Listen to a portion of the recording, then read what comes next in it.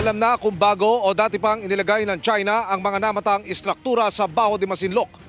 Pumalag din ang Philippine Coast Guard sa radio challenge ng China kung saan binanggit nilang nature reserve nila ang Baho de Masinloc.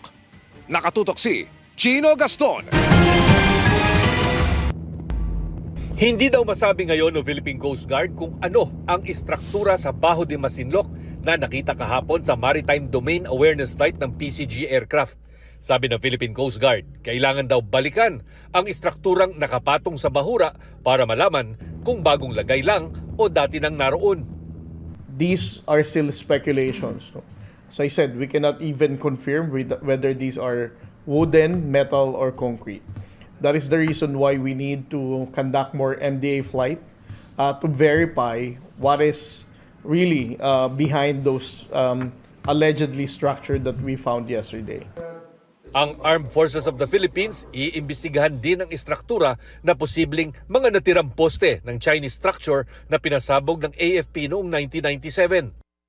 We have received reports of certain structures underwater which we are verifying, but we have to understand that in the past, in 1997, there was an attempt to erect a steel structure by the Chinese Communist Party which was blown up by our Philippine Navy forces.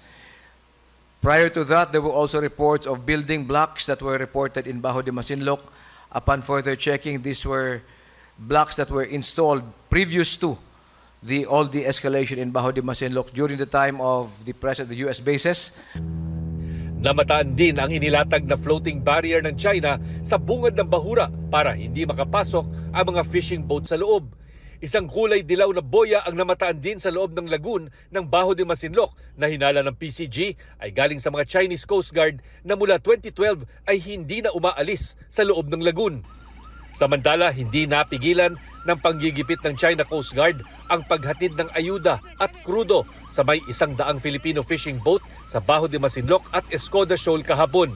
Nag-deploy pa ng high-speed response boat para guluhin at takutin ang mga Pilipinong mangingisda habang kumukuha ng ayuda at krudo mula sa mga barko ng BFAR. This is China Coast Guard 3301. Recognized the National Nature Reserve of Huangyan Island of the People's Republic of China. Your actions may cause damage to the environment of our reserve. The Philippine government does not recognize your unlawful claim to establish a so-called Huangyan Island National Nature Reserve. Sa unang pagkakataon, narinig ng PCG ang radio challenge ng China na binabanggit na ang Baho de Masinloc ay isang nature reserve ng China. Pero para sa PCG, sintunado ang mensaheng ito ng China. It's very surprising that the Chinese government is claiming that they are protecting the marine environment. Dahil for so many years, we have monitored Chinese fishermen destroying the marine environment, harvesting giant clams, and even without hesitation, no?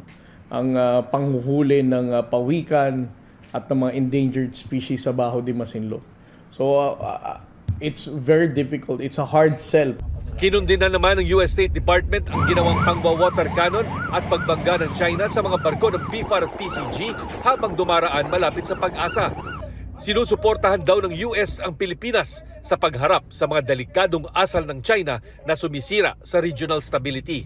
Nananawagan naman ang China sa Pilipinas na huwag nang pumalag pa sa hangarin nitong ipagtanggol ang kanila daw soberenya at maritime rights sa itinuturing nitong teritoryo.